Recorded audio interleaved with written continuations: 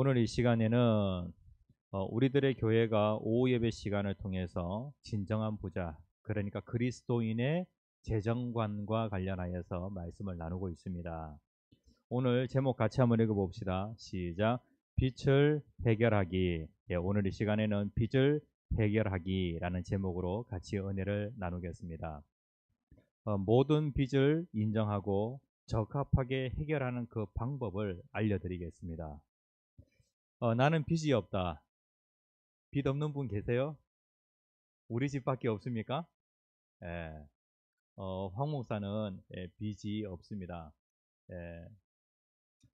그리고 저희 가정은 특별히 신용카드 사용과 관련해서도요, 신용카드, 예, 그냥 얼마 이렇게 청구합니다. 라고 그렇게 이제 그게 날라오기 전에, 문자가 날라오기 전에 미리 다 결제를 해버립니다. 그냥 통장에 잔고가 있으면 바로바로 그냥 신용카드를 체크카드 사용하는 것처럼 그렇게 해버립니다. 특별히 사모님이, 사모님도 그렇게 해주니까 너무나도 고맙습니다. 특별히 우리 성도님들 가운데 빚이 하나도 없다. 어, 한 분도 없으세요? 한 분도 없습니까? 다 빚, 어, 빚의 사자들입니까? 예,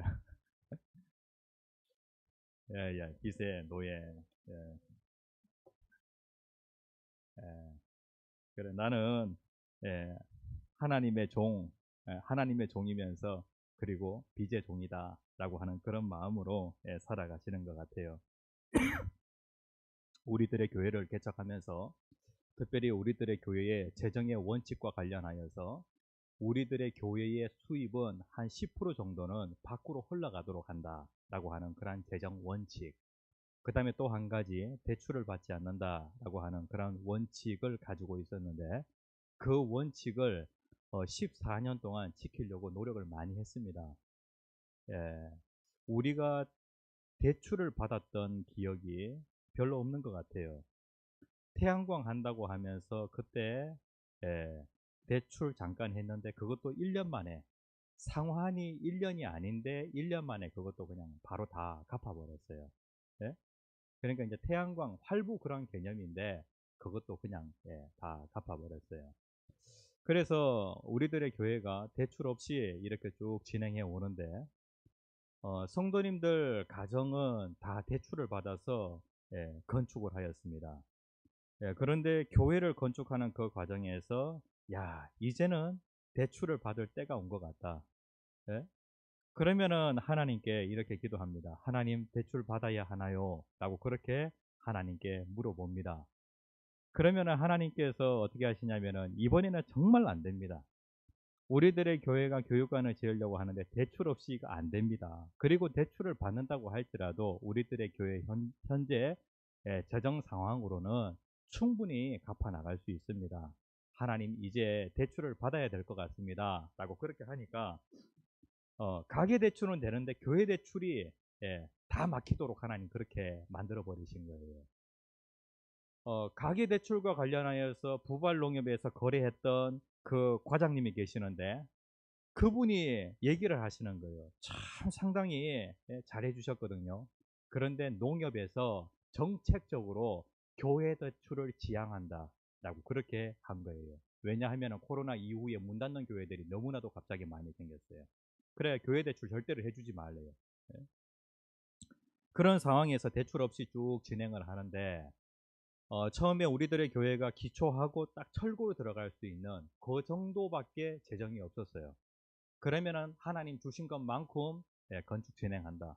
그래서 이제 철골 공사 딱 하는 것까지 생각을 했어요.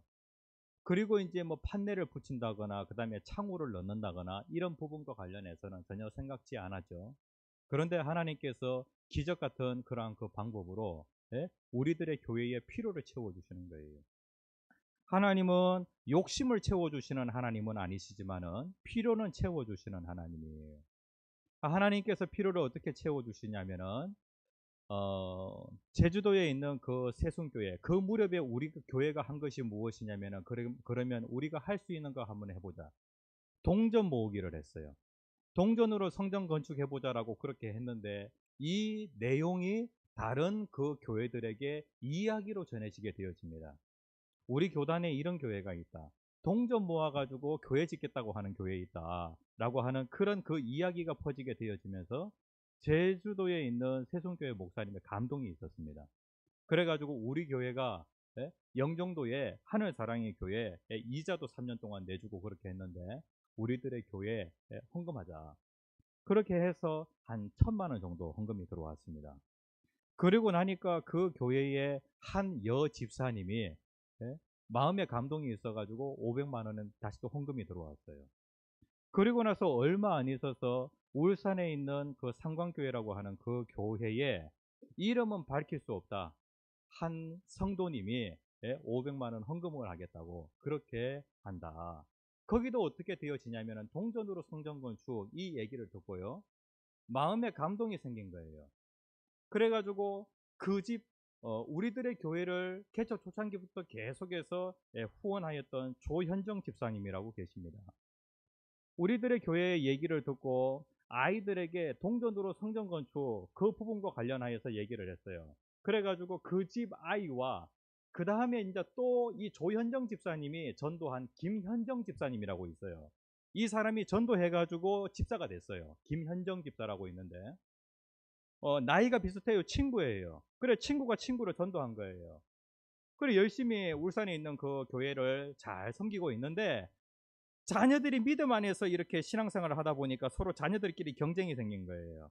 그래 서로 동전으로 성전 건축 그거 하겠다고 조현정 집사님의 자녀와 그 다음에 김현정 집사님의 자녀가 서로 동전 모으기 한다고 경쟁을 한다는 거예요. 그러는 중에 무슨 일이 생기게 되어지냐면은 김현정 집사님이 뇌졸중으로 쓰러지게 되어집니다. 그래 약간 문제가 생기게 되어져서 보험금이 나왔는데 그 보험금의 일부를 갖다가 헌금을 하신 거예요. 그래 이제 마음에 감동이 있어서 목사님에게 얘기를 하고 그러면서 이거 성전 건축하고 싶다. 그렇게 해서 500만 원 헌금이 들어오게 되었습니다. 갑자기 지난달에 하나님께서 한 2천만 원 정도를 갖다 이렇게 쭉 이렇게 보내주셔서 우리들의 교회가 지금 판넬까지 다 붙이고 지금 창호까지 다 했던 거예요. 창호도 참 기적이라고 할 수 있는데 한 5, 600 정도 들어갈 거라고 생각을 했어요. 그런데 하나님께서 그 부분 관련해서 딱 절반 그 가격에 자재비만 받고 그 공사가 진행이 되어지도록 그렇게 하셨고요. 그리고 이제 현재 우리 교회 건축 재정에 한 700만 원 정도, 한 7, 800만 원 정도의 재정이 남아 있어요. 11월 달, 10월 달은 제 몸 상태가 상당히 안 좋았어요. 그래가지고 조금 일 중간에 조금 쉬고 싶은 그런 그 마음도 있는데 하나님이 돈을 주셨는데 또 안 할 수가 없잖아요. 그래가지고 계속해서 이제 진행을 하다 보니까 지금 700만 원 있어요. 하나님 700만 원 요거 다 쓰면은 이제 잠깐 좀 쉴 겁니다. 이렇게 이제 하고 있어요. 그래가지고 이번 돌아오는 그 주간에 이제 석축을 쌓게 되어지는데 돌 사가지고 오는데 한 400만 원, 그 다음에 또 포크레인 한 3, 4일 쓰게 되어지면 한 300만 원 정도 들어갑니다. 이렇게 딱 하고 나면은 석축 공사가 이제 다 끝나게 되는 거예요. 그래 딱 하고 나면은 이제 잔고가 딱 이렇게 됩니다. 그렇게 해서 이제 이 정도 속도로 나갈 것 같으면은 올해 안에 준공 떨어질 수도 있겠다라고 하는 그런 생각을 하게 되고 제가 가지고 있는 그 생각은 내년 4월 달까지는 준공을 갖다가 이렇게 한다라고 하는 그런 계획을 가지고 있는데 항상 내가 계획한 것보다도 하나님은 어떻게 하시냐면 좀 더 앞서 가시는 것 같아요. 저는 이렇게 하면은 된다라고 그렇게 생각하고 어제는 이제 전체적으로 들어가는 그 재정과 관련해서 계산을 다 쪼개 보니까 다 적어 보니까 11월 달에 한 2천만 원 정도가 들어오면은 이거 다 11월 달에 모든 걸 다 끝내고 준공 받겠더라고요.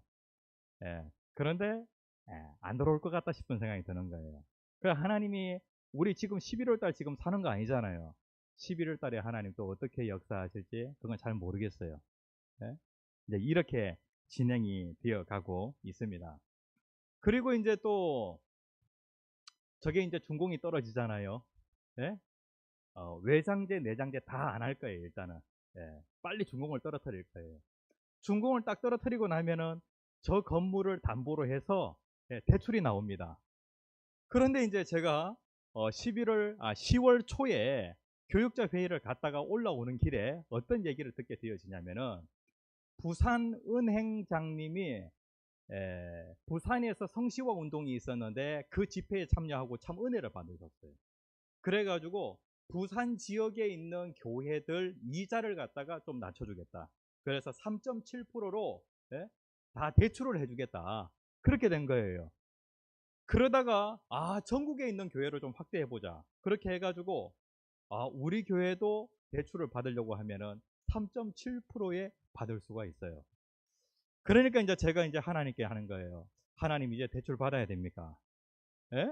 그런 이제 유혹이 생기게 되어지는 것이죠. 우리들의 교회가 이때까지 쭉 진행을 하면서 만약에 대출을 받아서 진행을 했다라고 하면은 예?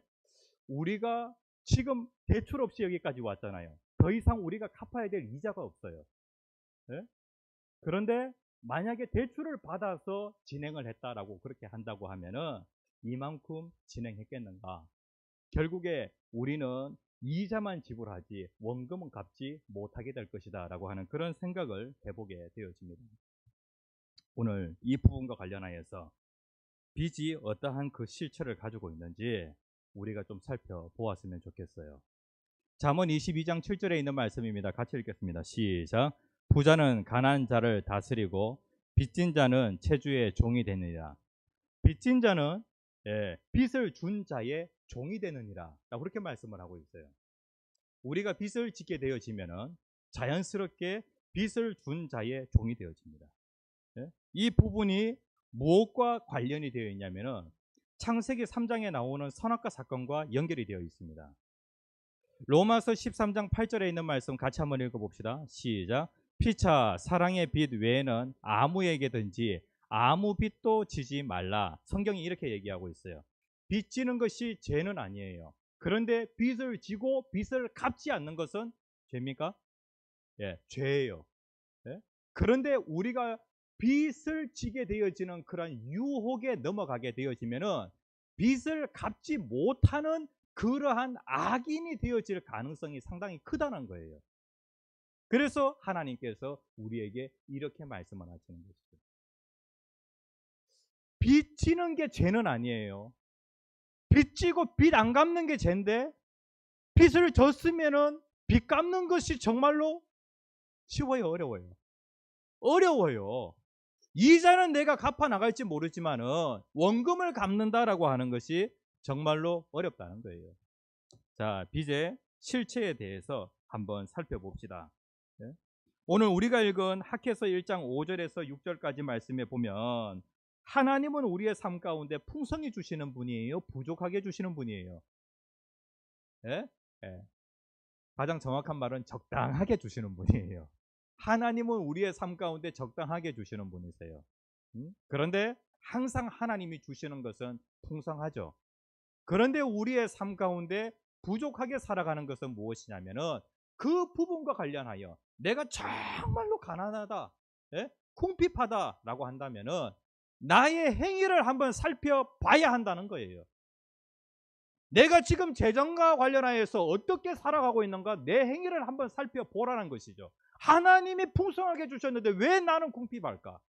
이 부분에 대해서 나의 행위를 한번 살펴보아야 한다는 거예요. 혹시라도 내가 재정 사용과 관련하여 뭔가 구멍 뚫어진 전대가 있지는 않은가? 구멍 뚫어진 전대에 넣음이 됩니다.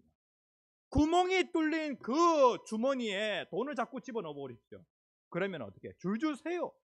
마찬가지로 하나님께서 내 삶 가운데 많은 돈을 주시는데 문제는 무엇이냐면은 구멍 뚫어진 그 주머니에 돈을 넣음과 같다는 것이죠. 한 사람의 평생 수익 가운데 한 몇 퍼센트 정도가 이자로 나갈까요? 네? 내 평생 수익 가운데 한 몇 퍼센트가 이자로 나갈까요? 이런 거 한번 생각 안 해보셨어요? 미국 쪽에 북미의 평균적인 사람의 그 수익과 관련하여서 한번 조사해 봤어요. 20살에서 65세까지, 그러니까 한 45년간 자기 직업을 통하여서 뭔가 돈을 벌었어요. 그러면은 보통 북미 쪽에 있는 사람들이 한 얼마를 버냐면은 한 10억에서 50억. 예? 우리나라 사람들 가운데 대부분 보면은요, 20살에서 65세까지 1년에 한 3천만 원 번다라고 그렇게 했을 때에, 1년에 한 3천만 원씩 번다. 이렇게 만약에 이제 50년 번다라고 하면은 한 얼마 됩니까? 1년에 3천만 원, 50년. 그러면 한 15억 정도 되겠죠? 예? 그러면은 15억 번 것 중에서 이자로 한 얼마 정도 나갈 것 같아요? 북미에 있는 사람들 보니까 그 사람들 자기의 그 수입이 한 절반 정도가 이자로 나간대요. 절반이. 예? 그리고 또 어떤 경우에는 한 3분의 2 정도가 이자로 나간대요. 예? 그리고 이자로 이렇게 나가다가 결국에는 이제 원금 상환 못하고 그냥 집이 통째로 넘어가는 거예요. 이런 경우가 상당히 많다는 것이죠. 우리나라는 이 정도는 아닌데요. 그 미국 쪽은 상당히 뭐 빚지는 이런 부분과 관련하여서 사람들이 너무 쉽게 생각하는 것 같아요. 창세기 3장 13절 말씀에 보면, 자 이제 빚의 그 실체에 대해서 한번 말씀을 드리려고 합니다. 창세기 3장 13절 같이 한번 읽어봅시다. 시작. 여호와 하나님이 여자에게 이르시되 네가 어찌하여 이렇게 하였느냐. 여자가 이르되 뱀이 나를 꿰므로 내가 먹었나이다. 예? 여기에 보면 나샤라고 하는 히브리어의 단어가 있습니다. 요 나샤라고 하는 요 단어는 어떤 뜻을 가지고 있냐면은 속이다, 꿰다. 하나님께서 하와에게 네가 왜 선악과 먹었느냐라고 그렇게 물으니까 하와가 뭐라고 얘기하냐면은 뱀이 나를 속이니까, 뱀이 나를 꿰니까 내가 먹었습니다 라고 그렇게 얘기를 하는 거예요. 그런데 요 나샤라고 하는 요 단어가 또 어디에 나오냐면은 신명기 23장 20절 말씀 같이 한번 읽어봅시다. 시작.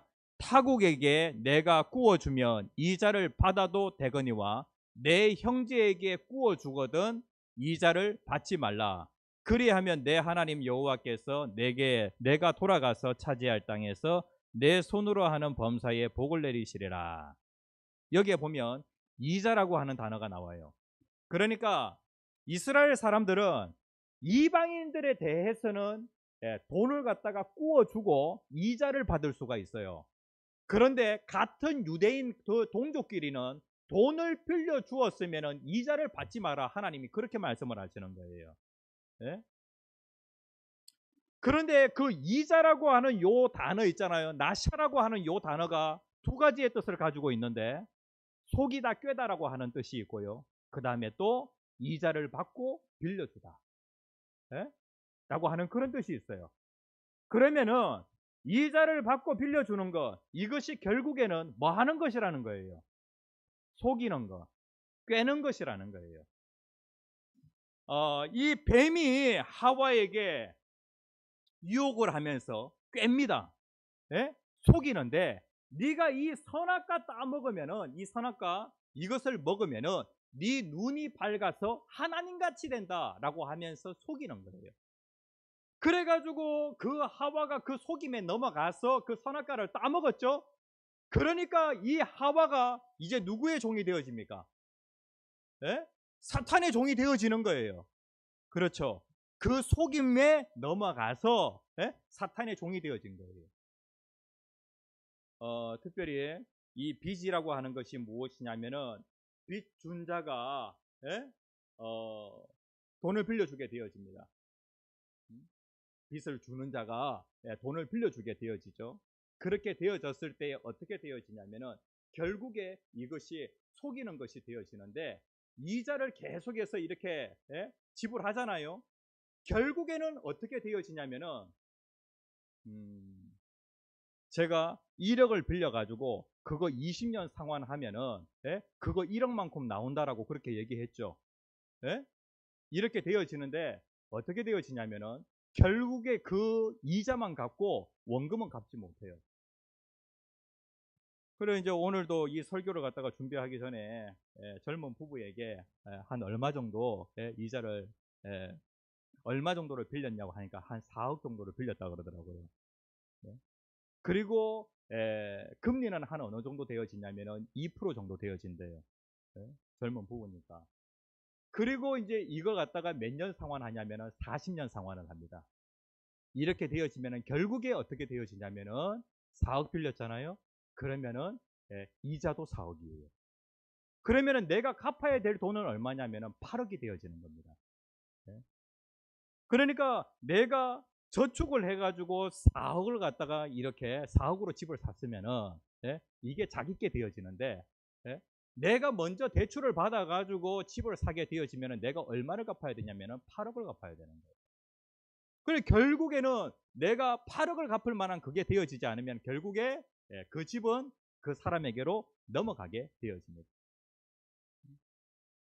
오늘날 이 빚과 관련하여서 이 사회가 자꾸 이렇게 이제 빚을 권하다 보니까 빚에 대해서 너무나도 쉽게 생각하는 경우가 있어요. 뭐 개인이나 그 다음에 또 기업이나 국가나 보게 되어질 때에 이 빚에 대해서 너무나도 쉽게 생각하는 경우가 정말로 많아요.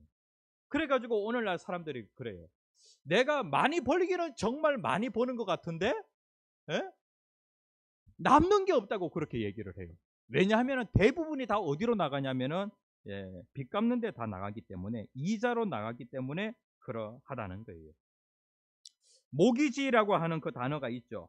이 모기지라고 하는 단어는 어떤 뜻을 가지고 있냐면은 죽음이라고 하는 단어와 목이라고 하는 그런 그 단어가 합쳐져 가지고 모기지가 되어집니다. 그러니까 이 모기지라고 할 때에 이 단어는 모트라고 하는 그 단어가 죽음이라고 하는 단어고 그리고 기지라고 하는 요 단어가 몫이에요. 그러니까 이 모기지는 결국에 어떤 뜻이냐면은 죽음 값이에요. 죽음 값. 그러니까 빚이라고 하는 것은 어떻게 해야 해결이 되어지냐면은 내가 죽어야 해결이 되어지는 거예요. 너무 심각한 얘기해서 죄송합니다. 예. 그래서 개척 초창기 때에 제가 재정 원칙이라고 하는 그 책을 보면서 빚에 대해서 너무 쉽게 생각하면 안 된다. 평생 빚의 종으로서 살아갈 수도 있다. 예? 오늘날 교회들도 보면은 상당히 빚을 가지고 있는 교회들이 많아요. 교회 건축하는 그 과정에서 어떤 교회가 그 당시에 부산에 있는 그 남정교회라고 하는 그 교회도 한 15억 빚을 가지고 있거든요. 그런데 그 빚을 아직까지 못 갚았대요. 그냥 이자만 갖고 있대요. 네. 그 다음에 이제 그 영종도에 있는 하늘사랑의 교회 같은 경우에도 빚이 한 25억 정도가 있는데, 그냥 현재 빚만, 이자만 그냥 갚아 나가고 있는 그런 상황이에요. 그러니까 빚을 진다라고 할 때 결국에는 이자만 지불하고, 원금은 그대로 살아있게 되어지고, 그렇게 되어지면은 결국에 그 원금을 갚을 만한 그런 이제 이자를 갖다가 내가 이제 딱 한 달만 갚지 않으면 어떻게 되어지냐면은 그 모든 것들이 다 은행으로 넘어가게 되어지는 것이죠. 특별히 이 신용카드와 관련해서는 뭐 주택담보대출이나 이런 경우 같은 경우에는 이 금리가 좀 낮은데요. 이 신용카드의 그 빚 같은 경우에는 상당히 높아요. 신용카드는 한 금리가 한 어느 정도 되어지죠? 이자가 10% 넘어갑니까? 13% 정도 되어집니까? 네, 상당히 높네요. 그래가지고 신용카드 빚 지는 그 부분과 관련하여서 우리가 이제 이렇게 좀 생각해 볼 필요가 있어요. 신용카드 그 연체 수수료는 절대로 물면 안 돼요. 그리고 매달 만기일까지 만기일 전에 전액을 지불하는 것이 좋고요. 신용카드를 내가 꼭 사용해야 된다라고 할 때 이렇게 습관을 들이면은 빚의 종이 되지 않게 되어집니다. 그리고 세 번째 보면은 당신의 지갑 안에 있는 현금인 듯 그렇게 사용을 해야 되고, 그 다음에 네 번째, 다친 원의 예산을 깨트리게 한다면 사용 중지해야 합니다. 그러니까 자기가 가지고 있는 그 예산이 있잖아요. 예산 범위 안에서 지출을 하려고 해야 되지, 신용카드를 사용하면서 이게 이제 벗어난다, 이 다친 원의 그 예산을 깨트린다라고 했을 때 즉시 신용카드를 중지해야 돼요. 아니면은 신용카드로 인하여서 그 빚에 그 종이 되어지는데 거기에 빠져들어가게 되어지면 나오기가 상당히 어려워요. 그 다음에 다섯 번째, 만일 비상사태에 대해 하나님보다 신용카드를 더 의지하지 말라. 이렇게 이제 하다가 재정적으로 비상사태가 이제 일어나게 되어집니다. 이러할 때에 신용카드, 하나님보다 신용카드를 더 의지하게 되어지면은 거기에 답은 없다라고 하는 것을 꼭 기억을 하고, 이 뭐 신용카드로 하면 되지, 아니에요. 재정의 그 문제와 관련하여서 나에게 정말로 도움을 주실 수 있는 분은 누구시냐면 바로 하나님. 그 다음에 특별히 이 빚과 관련해서 부모와 자녀, 특별히 가족 관계에서 빚이 사람과 사람 사이의 그 관계를 단절시킬 수 있어요. 그래가지고 자신의 불의를 해결하라, 두 번째 이렇게 되어 있는데, 시편 37편 21절 말씀 같이 한번 읽어봅시다. 시작. 악인은 꾸고 갚지 아니하나 의인은 은혜를 베풀고 주는도다. 예. 여기에 보면은 빚은 무조건적으로 잘못되거나 죄는 아니지만은 꾸고 갚지 않는 것은 바로 죄예요. 많은 사람들은 어떻게 갚을지를 전혀 알지 못한 채 신용카드 전표에 자기 이름에 서명을 하는 경우가 상당히 많아요.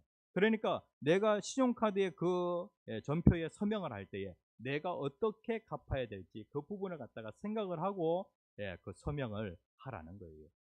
그리고 이제 부모와 자녀 간의 그 관계에서 특별히 빚에 대해서 쉽게 생각하는 경우가 있는데, 부모님이 자녀가 정말로 어려운 것을 갖다가 보면서 급하게 자녀가 2천만 원이 필요하다는 거예요.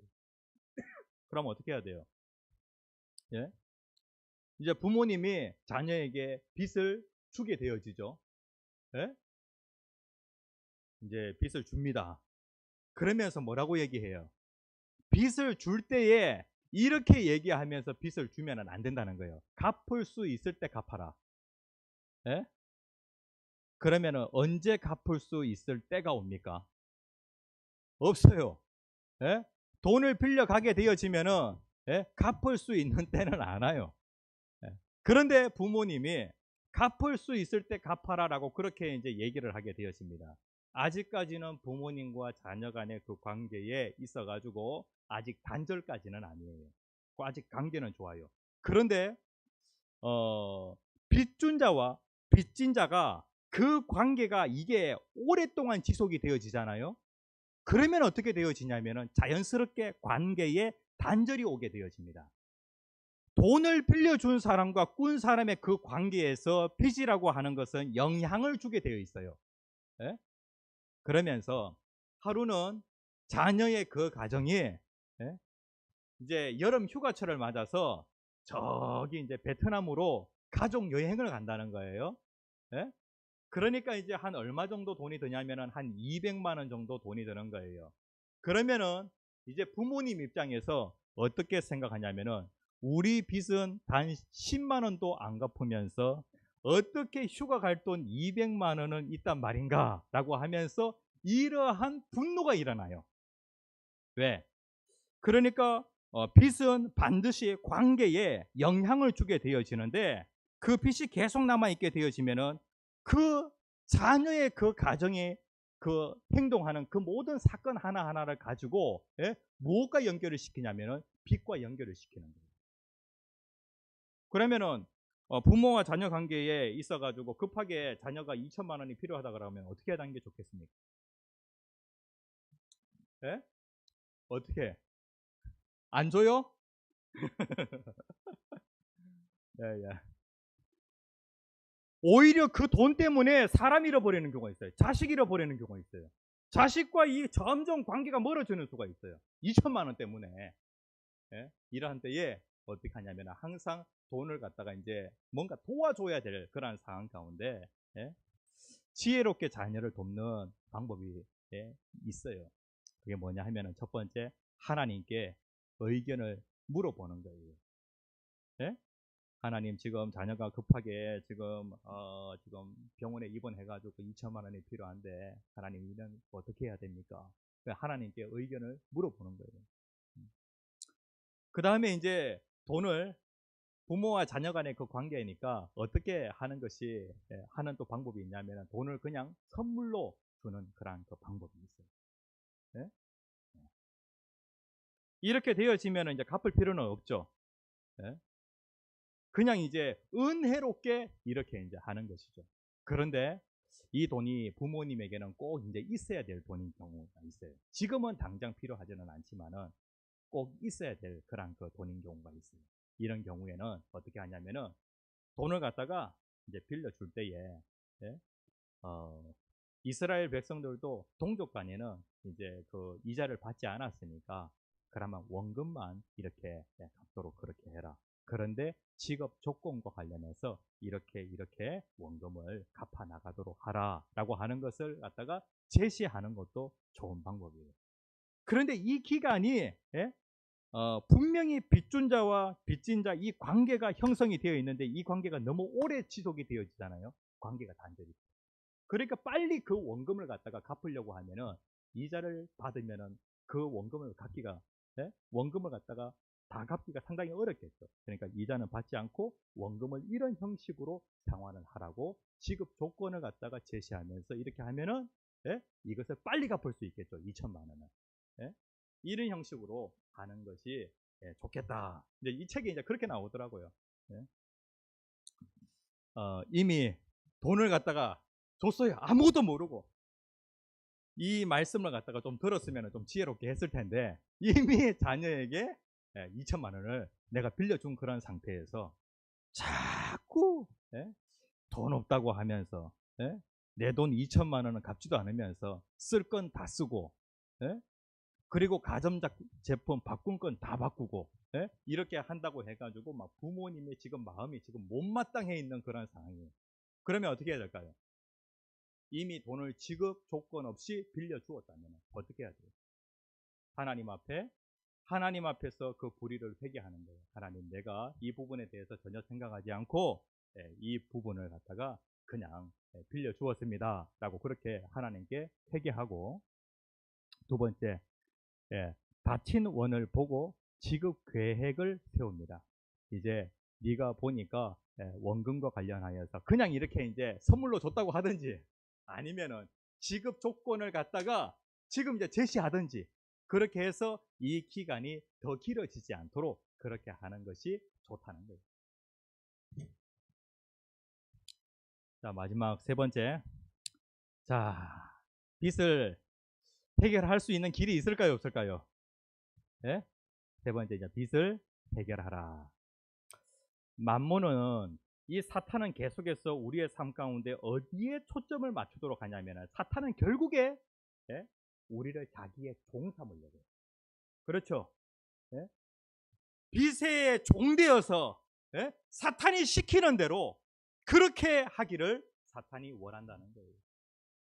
그러면은 무엇에 초점을 맞춰야 되냐면은 내가 갖지 않은 것, 내가 할 수 없는 것, 거기에 자꾸 초점을 맞추도록 해요. 그래가지고 내가 빚을 갚아야 돼요, 못 갚아야 돼요? 사탄 입장에서는 못 갚아야 되는 거예요. 그러니까 내가 할 수 없는 것, 내가 갖지 못한 것, 여기에 자꾸 초점을 맞추게 하는 거예요. 그러면서 빚을 못 갚고 계속해서 빚의 종이 되도록 그렇게 한다는 것이죠. 그러면서 내 인생을 갖다가 송두리째 빼앗아 가는 거예요. 내 삶의 에너지를 전부 다 거기에 쏟아붓도록 만들어 버리는 거예요. 은행에서도 얘기하면 다 갚을 필요 없습니다. 일찍 갚을 필요 없습니다. 천천히 갚아도 됩니다. 라고 그렇게 이제 얘기를 하죠. 은행에다가 조금 빌리려고 그랬던가 조금 빌리지 말고 많이 빌리십시오. 그렇게 이제 얘기를 하는 거예요. 하나님의 초점은요. 하나님은 무엇에 초점을 가지고 초점을 맞추십니까? 당신이 가지고 있는 것, 당신이 할 수 있는 것, 여기에 초점을 맞추십니다. 그러니까 기적이라고 하는 것은, 예? 기적이라고 하는 것은 이렇게 일어나요. 사람이 할 수 있는 자연적인 일과 하나님이 하시는 초자연적인 일이 결합이 되어졌을 때 기적이 일어나요. 여기에 반드시 뭐가 필요하냐면은 내가 할 수 있는 것, 예? 내가 가지고 있는 것, 이것이 하나님의 초자연적인 그런 일과 결합이 되어질 때에, 예? 기적이 일어나는 거예요. 그렇죠? 베드로가 물 위를 걷습니다. 이거 기적이잖아요. 그런데 베드로가 할 수 있는 게 있어요. 한 발을 갖다가, 예? 물 밖으로 딱 이렇게 하는 것은 베드로가 할 수 있어요. 한 발 밖으로 빼는 거 그거 할 수 있잖아요. 그거는 저도 하겠어요. 그거는, 예? 배 타고 있는데 한 발 이렇게 물 위로 딱 갖다 옮기는 거, 그거 황 목사 할 수 있어요, 없어요? 두 발을 갖다가 물 위에 다 얹는 거는 못해도 한 발 얹는 거는 할 수 있잖아요. 그렇죠? 물 위를 걷는 거는 그거는 기적이에요. 그런데 만약에 베드로가 한 발을 갖다가 물 위로 얹지 않았으면은 물 위를 걷는 그런 기적은 일어나지 않았을 거라고요. 하나님은 항상 무엇에 초점을 맞을 수 있냐면은 너 한 발 옮기는 건 할 수 있잖아. 예? 그리고 또 네가 성전 건축을 하려고 하는데 동전 모으는 거 그거 할 수 있잖아. 그리고 또 네가 가지고 있는 재능들 여기까지는 네가 할 수 있잖아. 그리고 나머지는 하나님이 초자연적인 일과 결합을 시켜가지고 기적을 행하시는 거예요. 내 삶 가운데 100억이라고 하는 빚이 있다고 할지라도 지금 현재 이 상황에서 내가 할 수 있는 것이 있어요. 내가 가지고 있는 것이 있어요. 그것으로부터 하면은 기적이 일어나는 거예요. 아멘. 예. 오병이어의 기적 5천 명 어떻게 먹여요? 그런데 있는 게 뭐예요? 어린아이에 보리떡 5개, 물고기 2마리. 이거는 거기에 있는 거예요. 그렇죠. 그것마저 없으면은 그 오병이어의 기적은 안 일어나요. 그런데 그게 있었어요. 그것이 주님 손에 올려지게 되어지니까 그것을 통하여 기적이 일어났던 거예요. 우리들의 교회 성도님들 여러분들 다 기적의 주인공 될 수 있습니까? 예, 빚은 이렇게 해결할 수 있어요. 이렇게 해결하는 것을 실질적으로 우리들의 교회 안에서 봤어요. 빚을 다 해결하신 분들.